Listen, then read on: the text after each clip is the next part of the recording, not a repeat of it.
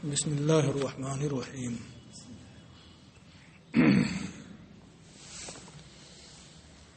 وَإِذَا رَمَى الرَّجُلُ سَهْمًا إِلَى الصَّيْدِ،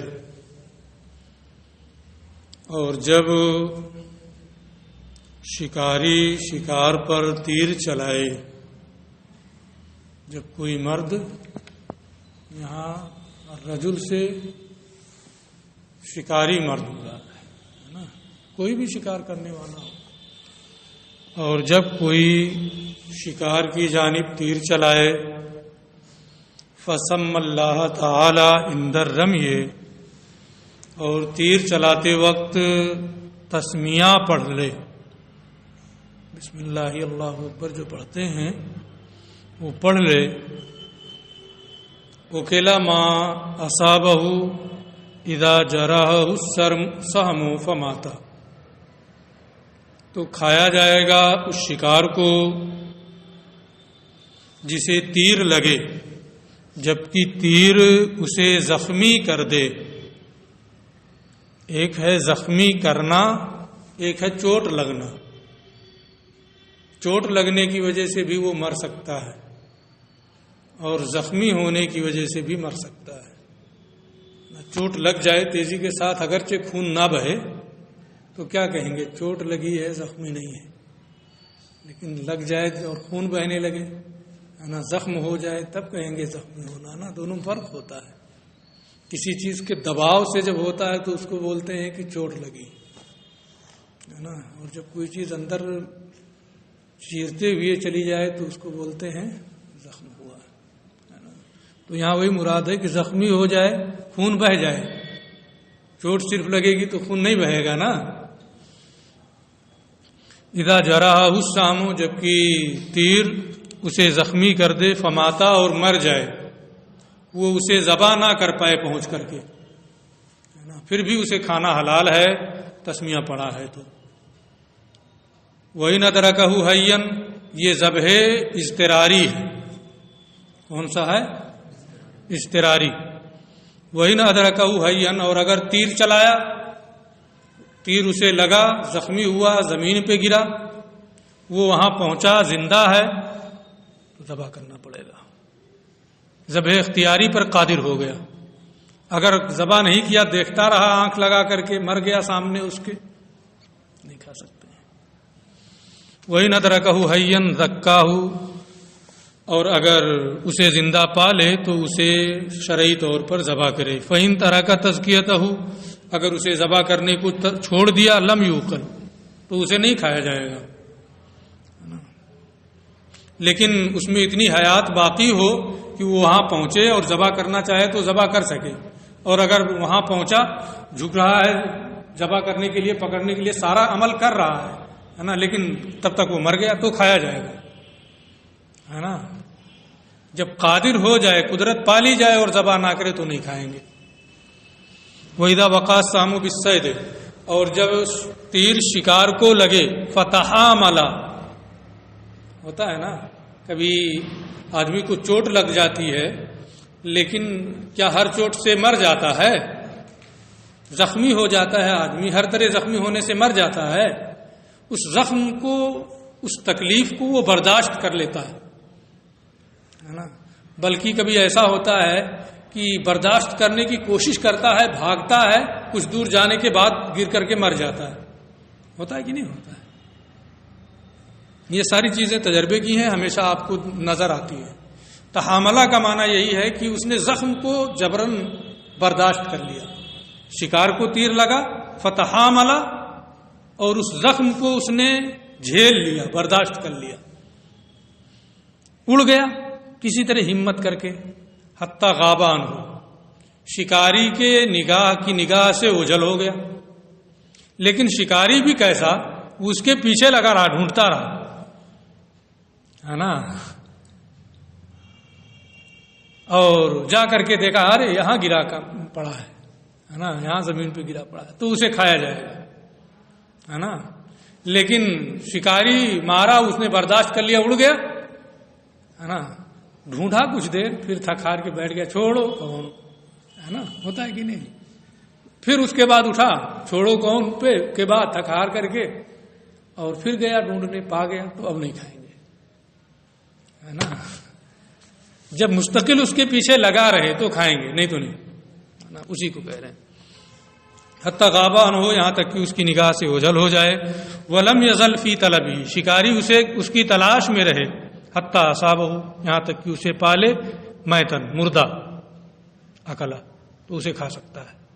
فإن قعد عن طلبہ، اور اگر اس کے طلب سے وہ بیٹھ جائے، تھک ہار کے رک جائے، پھر سوچے چلو دیکھتے ہیں ہو سکتا ہے قسمت یاوری کرے. ثم اصابہ میتن، پھر اسے مردہ پائے، لم یؤکل، نہیں کھایا جائے گا.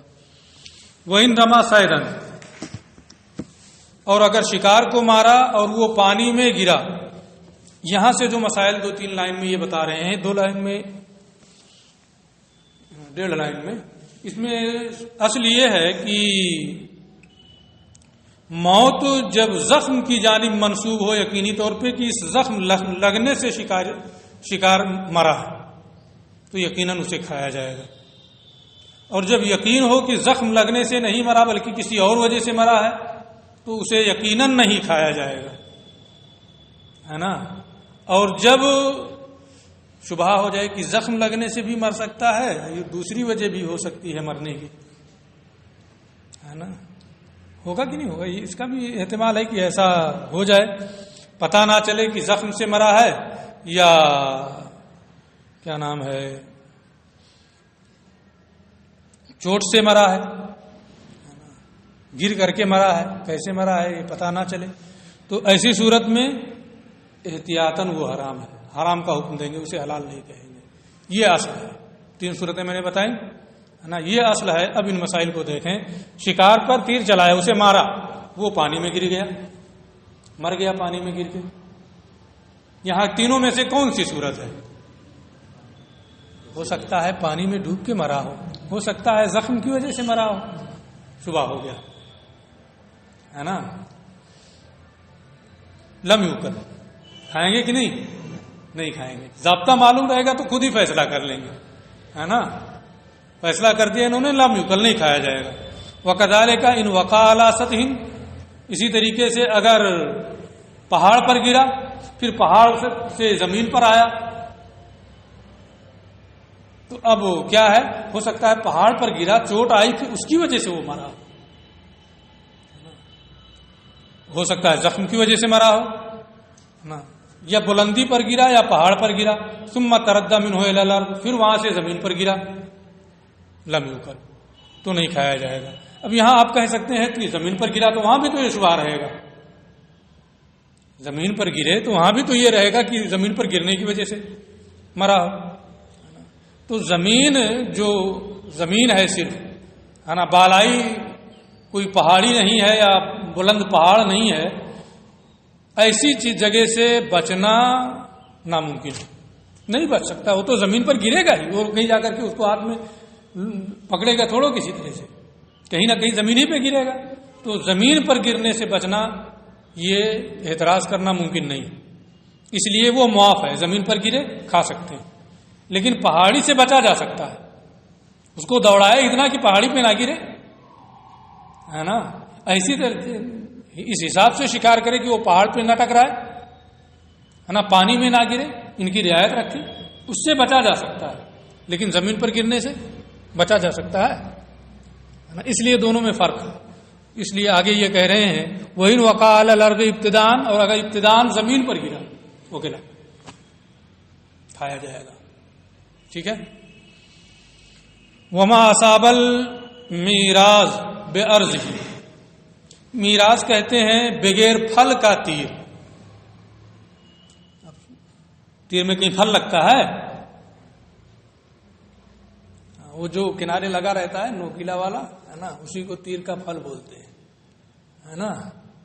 تو کچھ میں ایسا ہوتا ہے کہ وہ پھل رہتا ہے، کچھ بغیر پھل کا رہتا ہے. جب بغیر پھل کا تیر ہوگا اس سے چوٹ آئے گی، زخم نہیں ہوگا. اور وہ بھی جب بغیر پھل کا ہے چوٹ آئے گی. اب اگر اس طرح سے ہے تیر، یہ والا حصہ لگے تب تو کچھ ہو سکتا ہے کہ زخمی ہو جائے، اور اگر ایسے جا کے لگے عرض میں ایک ہے کہ لمبائی والا حصہ جا کے لگے، ایک ہے کہ عرض میں جا کر کے شکار کو لگے، تب تو یہ کبھی امکان ہو جاتا ہے کہ چوٹ لگے، ہے کہ نہیں ہے؟ اسی کو یہ کہہ رہے ہیں کہ بغیر پھل کا تیر جب اپنے عرض میں لگے اور اس کی وجہ سے جانور مر جائے، لم یوکل، تو نہیں کھایا جائے گا اسے۔ وَإِن جَرَحَهُ أُكِلَ، اور اگر بغیر پھل کا ہو لیکن اسے زخمی کر دے سیدھے جا کر کے لگ کے، ہے نا، خون بہہ جائے، اکیلا کھایا جائے گا۔ کیوں سمجھ میں نہیں آ رہا ہے؟ کوئی شبہ ہو رہا ہے؟ کچھ شبہ ہو رہا ہو تو بتا۔ بالکل واضح مسائل ہیں، کوئی دقت نہیں ہے، بہت آسان۔ ولا یوکل ما اصابہ البندقہ، اور جسے گولی لگے اسے نہیں کھائیں گے۔ گولی میں کیا ہوتا ہے؟ چوٹ لگتی ہے، اس میں دھار نہیں ہے۔ اب تو دھار گولیاں بھی چل گئی ہیں، ان کا حکم بدل جائے گا۔ لیکن جو گول یہ کانچ کی گولی جو چلتی ہے نا، مٹی کی گولیاں چلتی ہیں، اس سے کیا ہوتا ہے؟ چوٹ لگتی ہے جانور شکار کو، پرندے کو۔ بلکہ کبھی کبھی تو آپ گلیل سے دیکھتے ہیں بچے مارتے ہیں، کہیں زخم کا نشان نہیں رہتا، مر جاتا ہے۔ ہوتا ہے کہ نہیں ہوتا ہے؟ تو اس سے چوٹ لگتی ہے۔ تو یہ والی صورت ہے کہ اگر گولی لگے، ہے نا، تو اسے نہیں کھائیں گے جبکہ اس سے وہ مر جائے۔ ہاں، گرا اور ذبح کر لیا تو کھائیں گے، لیکن مر گیا وہ ذبح کرنے سے پہلے تو نہیں کھائیں گے، اس لیے کہ چوٹ لگنے سے مرا، ہے نا، زخمی نہیں ہوا۔ وَإِذَا رَمَى صَيْدًا، اور پھر یہاں سے مسائل بدل رہے ہیں۔ شکار پر تیر چلایا، فَقَطَعَ عُضْوًا مِنْهُ، اور اس کے کسی عضو کو کاٹ دیا، تو اس کا بازو کٹ گیا ہے، بازو نہیں کھائیں گے۔ حدیث شریف میں آقا کریم صلی اللہ علیہ وسلم نے ارشاد فرمایا ہے کہ زندہ جانور کے کسی جز کو کاٹ کر کے نہیں کھایا جا سکتا، وہ حرام ہے۔ فَهُوَ مَيْتَةٌ، وہ کیا ہے؟ بکری کا کچھ حصہ گوشت کا کاٹ کر کے نکال لیں اور لے جائیں بنا کر کے کھائیں، اجازت نہیں۔ بھینس کا کوئی حصہ کاٹ لیں، ہے نا، اور لے جائیں بنا کر کے کھائیں، اجازت نہیں، وہ حرام ہے۔ اس کو ذبح کریں، پھر جس حصے سے چاہیں لے جائیں کھائیں، کھا سکتے ہیں، ہے نا۔ تو شکار کو مارا اور پھر اس کا کوئی عضو کٹ گیا، شکار بھی مل گیا، عضو بھی مل گیا، ہے نا، یعنی ایک ہاتھ کٹ گیا تھا تو اس ہاتھ کو نہیں کھائیں گے، شکار کو کھائیں گے۔ زندہ جانور سے اس کو کاٹا گیا نا، اس لیے اس کو نہیں کھائیں گے۔ وکل الصید ولم یوکل العضو، شکار کو تو کھایا جائے گا لیکن عضو وہ جو الگ ہو گیا ہے اسے نہیں کھائیں گے۔ اب اس کو اس پہ نہ منطبق کرنے لگنا کہ ذبح کرتے وقت سر الگ ہو جائے تو سر نہیں کھائیں گے، بہت سی جگہوں پہ مشہور ہو گیا ہے نا۔ وہ ذبح کرنے والے کی غلطی ہے نا، کہ حرام مقصد سے وہ زیادہ کاٹ رہا ہے، جانور کو تکلیف دینے کی وجہ سے منع ہے نا، ورنہ وہ حقیقت میں تو ذبح کرنا ہے، ذبح اختیاری، اس کا حکم الگ ہے، کھا سکتے ہیں سر، ہے نا۔ اس کو وہاں لے جا کے منطبق کرو گے، کسی کو بتا دو گے، سب غلط ہو جائے گا۔ وَإِذَا قَطَعَهُ أَثْلَاثًا، اور جب مارے تیر اسے شکار کو اور اس کے دو حصے ہو جائیں، لیکن ایک حصہ 2/3 ہو اور ایک حصہ 1/3، 3 حصے میں کر دے، یعنی 3 حصے کا مطلب ایک 2/3 ہو اور ایک طرف 1/3 ہو، 2 حصہ صرف بنے۔ وَإِذَا قَطَعَهُ أَثْلَاثًا، اور جب اسے اثلاثاً 3 حصوں میں کاٹ دے، وَالْأَكْثَرُ مِمَّا يَلِي الْأَجُزُ، اور زیادہ تر حصہ سرین کی جانب ہو، وَكِلَ الْجَمِيعِ، تو سب کو کھائیں گے، یعنی سرین کی جانب جو حصہ ہے وہ زیادہ ہے، 3 حصے ہو گئے لیکن سرین والا حصہ جو ہے وہ زیادہ ہے اور سر والا حصہ جو ہے وہ کم ہے، تو سب کو کھائیں گے، پورے کو کھایا جا سکتا ہے۔ بکرے میں سر الگ ہو جاتا ہے تو سر کی جانب زیادہ ہے کہ سرین کی جانب زیادہ ہے، اس لیے یہ والا مسئلہ وہاں منطبق ہوگا، جو پہلے پڑھے ہیں آپ وہ والا نہیں۔ وَإِنْ كَانَ الْأَكْثَرُ مِمَّا يَلِي الرَّأْسَ، اور اگر زیادہ تر حصہ سر سے متصل ہے، تو اکثر کھائیں گے، یعنی سر والی کی طرف جو حصہ ہے اس کو کھائیں گے، سرین کی طرف جو حصہ ہے اسے نہیں کھایا جائے گا۔ یہ بات بھی یہاں پوری ہو گئی کہ اگر کئی حصے ہو جائیں تو اس کو کیسے کھائیں گے، کون سا نہیں کھائیں گے۔ مجوسی کا شکار، اگر اس نے کوئی شکار کیا ہے تو اس کو نہیں کھا سکتے ہیں۔ مرتد نے شکار کیا، اس کا شکار کیا ہوا نہیں کھا سکتے ہیں۔ وطنی نے، صنم پرست نے شکار کیا تو اس کا شکار نہیں کھایا جا سکتا۔ ومن رما صیدن، اور جو شکار پر تیر چلائے، فاصابہ، اور اسے تیر لگے، ولم یسخنہ، اور اسے سست نہ کرے۔ تیر تو لگا لیکن کوئی بہت زیادہ فرق نہیں پڑا، وہ برابر اڑ رہا ہے نا، ہوتا ہے کہ نہیں ہوتا ہے؟ کوئی بہت زیادہ فرق نہیں پڑا اس کو، بلکہ وہ زندہ رہ جائے گا اور بھاگ جائے گا، سست نہیں کیا اس تیر نے۔ کیا ہے، کچھ غلط ہے کیا؟ صنم پرست۔ ولم یخرجہ عن حیز الامتناع، اور اسے حیز امتناع سے نہیں نکالا شکار کو۔ حیز امتناع، حیز امتناع میں ہے یعنی آپ اس کو پکڑ نہیں سکتے۔ اڑتے کبوتر اڑتے ہوئے جا رہا ہے، وہ حیز امتناع میں ہے، جا کے پکڑ سکتے ہیں نا، کہ پکڑ کر کے ذبح کر لے کھا لیں؟ نہیں کھا سکتے، تو حیز امتناع میں ہے۔ یعنی حیز امتناع سے اس شکاری کے تیر نے اسے نہیں نکالا، اسے پکڑ نہیں سکتا، وہ برابر پرواز کر رہا ہے۔ پھر اس کے بعد فرماہ آخر، دوسرے نے تیر چلایا، فقتلہ، اور اسے مار دیا اس شکار کو۔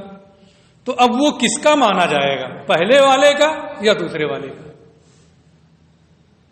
ظاہر سی بات ہے جب پہلے والے کے تیر نے اس کا کچھ نہیں بگاڑا، جو کچھ بگاڑا ہے دوسرے والے کے تیر نے بگاڑا ہے، تو ہوگا کس کا؟ دوسرے والے کا ہوگا۔ فہو للثانی، لہذا وہ دوسرے کا ہوگا۔ ویوکل، کھایا جائے گا۔ وَإِنْ كَانَ الْأَوَّلُ أَسْخَنَهُ، اور اگر پہلے والے نے تیر چلایا اور اسے سست کر دیا حیز امتناع سے، اسے باہر لے آیا، نیچے آ رہا ہے، گر رہا ہے، یہ جا کر کے پکڑ لیتا، اس کا ہو جاتا۔ اتنے میں وہاں اور ایک شکاری تھا، گر ہی رہا تھا، ایک تیر چلایا، وہ نیچے آ گیا، مار دیا۔ اب کس کا ہوگا؟ پہلے والے کا ہوگا، ہے نا۔ لیکن ہے نا، تھوڑا سا اس میں تھوڑی سی تفصیل ہے، کتاب دیکھیے۔ فرماہ الثانی، پھر دوسرے نے تیر چلا دیا، فقتلہ، پھر اس نے اسے قتل کر دیا، تو وہ پہلے کے لیے ہے۔ ولم یوکل، یہ سب سے گاڑھا ہو گیا، ہے نا، اسے کھایا نہیں جائے گا۔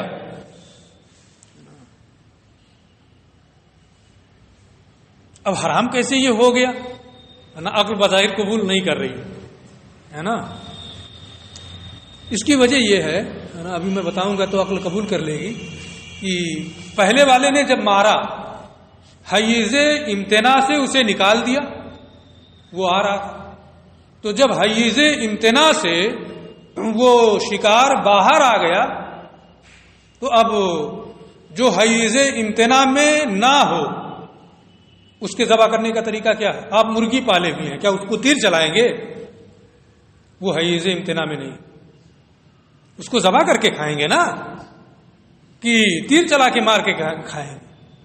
جب پہلے والے نے تیر چلایا، وہ حیز امتناع میں نہیں رہا، تو اب وہ اہلی پالتو جو پرندوں کی طرح سے ہو گیا، شکار کی طرح سے ہو گیا، پالتو جانوروں کی طرح ہو گیا۔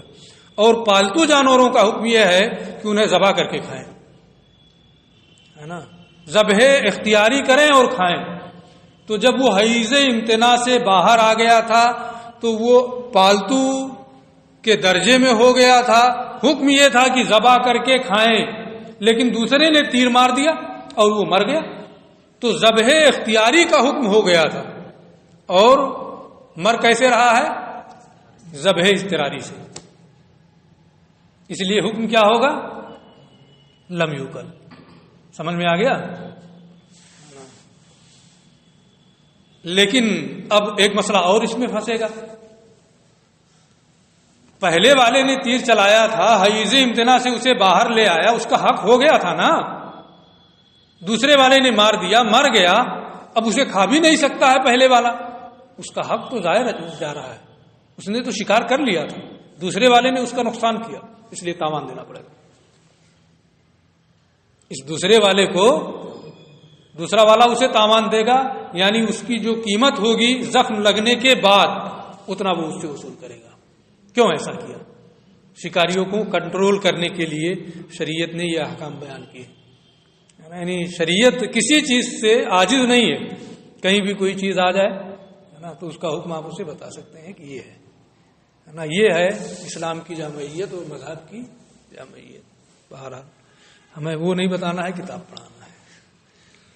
فوال الاول تو وہ پہلے کے لیے ہے اور نہیں کھائیں گے، اور دوسرا جو ہے یہ ضامن ہوگا بے قیمت ہی للاول، ہے نا، اس کی زخمی حالت میں جو قیمت ہے اس کا پہلے کے لیے، غیر ما نقصت ہو جراحت ہو، سوائے اس کے کہ جو اس کے زخم نے اس کی قیمت میں کمی کر دی ہے۔ یعنی ہوتا نا بغیر زخمی اس کی قیمت دوسری ہوتی ہے، زخمی ہو گیا تو اس کی قیمت دوسری ہو جاتی ہے۔ ماہرین جو بتائیں کہ زخمی ہونے کے بعد اس کی اتنی قیمت ہے، اتنا اسے تاوان دینا پڑے گا تاکہ پہلے والے کا حق ضائع نہ ہو۔ بات پوری ہوگی۔ صرف معقول اللحم جن جانوروں کو کھایا جاتا ہے، پرندوں کو کھایا جاتا ہے، صرف انہی کا شکار کرنے کی اجازت نہیں، ایسا نہیں، چاہے وہ معقول اللحم ہو یا غیر معقول اللحم، ہر ایک کا شکار کیا جا سکتا ہے۔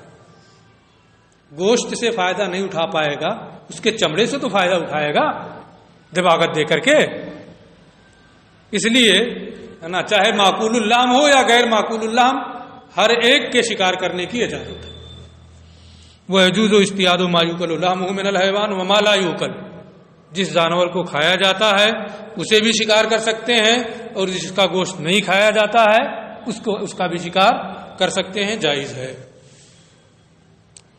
وَذَبِيحَةُ الْمُسْلِمِ وَالْكِتَابِ حلال، مسلمان اور کتابی کا ذبیحہ حلال ہے۔ یہ بہت مشہور بات ہے کہ کتابی اس سلسلے میں مسلمان کے حکم میں ہے، لیکن جب کتابی واقعی کتابی ہو، زندیق نہ ہو گیا، ملحد نہ ہو گیا ہو، اور اگر زندیق اور ملحد ہو گیا ہے تو اس کا نہیں کھایا جائے گا۔ مرتد کا ذبیحہ نہیں کھایا جائے گا، مجوسی کا ذبیحہ نہیں کھایا جائے گا، وثنی صنم پرست کا ذبیحہ نہیں کھایا جائے گا۔ والمحرم، اور احرام کی حالت میں کوئی شکار کرے تو اس کا ذبیحہ نہیں کھایا جائے گا۔ احرام کی حالت میں شکار کرنا منع ہے، احرام کی حالت میں شکار کرنا منع ہے، اگر کوئی شکار کرے تو اس کا وہ شکار کیا ہوا نہیں کھا سکتے۔ وَإِن تَرَكَ الذَّابِحُ التَّسْمِيَةَ عَمْدًا، اور اگر ذبح کرنے والا جان بوجھ کر تسمیہ چھوڑ دے تو ہمارے یہاں مفتابی یہ ہے کہ نہیں کھائیں گے۔ جرم کیوں کیا؟ جان بوجھ کے کیوں چھوڑا؟ اگر جان بوجھ کے چھوڑا ہے تو متروک التسمیہ عمدن جو ہے، جان بوجھ کر کے تسمیہ پڑھنا چھوڑا ہے تو اس کا ذبیحہ حلال نہیں ہوگا۔ فالذبیحۃ میتۃ، بلکہ وہ مردار ہے، اسے کھانا روا نہیں ہے۔ وَإِن تَرَكَهَا نَاسِيًا، اور اگر بھول کر کے چھوڑ دیا ہے تو کھائیں گے، کیونکہ مسلمان ہے تو دل میں تو اس کے تسمیہ ہے ہی، لیکن جان بوجھ کر کے چھوڑنا یہ جرم عظیم ہے نا، اس لیے اس کو نہیں کھائیں گے۔ یہ بات یہاں پوری ہو گئی۔ پھر بات بدل رہی ہے، اور یہاں یہ بتائیں گے کہ ذبح میں کتنی رگیں کاٹی جائیں گی، ہے نا۔ 2-3 لائن اور پڑھا دیتے ہیں، ٹائم تو ابھی ہے ہی نہیں، ٹائم ہو گیا ہے نا، اور کل انشاءاللہ پورا ہو جائے گا، تو ٹائم بھی ہو گیا ہے، کوئی ضروری نہیں ہے، کل انشاءاللہ پڑھا دیں گے۔ السلام علیکم۔